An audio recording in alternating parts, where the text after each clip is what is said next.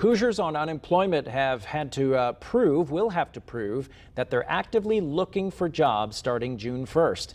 It's not a new requirement for these benefits, but it's been about a year since they were in place in Indiana. Fox 59's Kayla Sullivan reports on what it means for all Hoosiers and the state economy.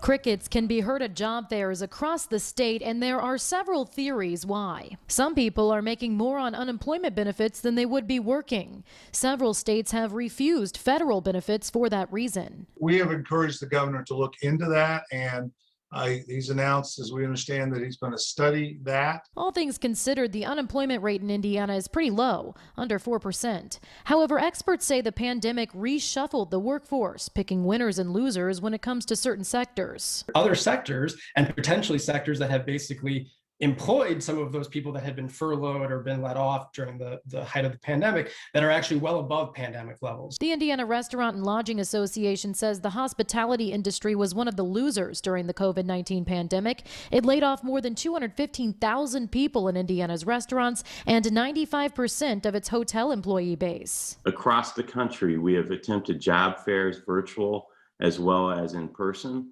both options.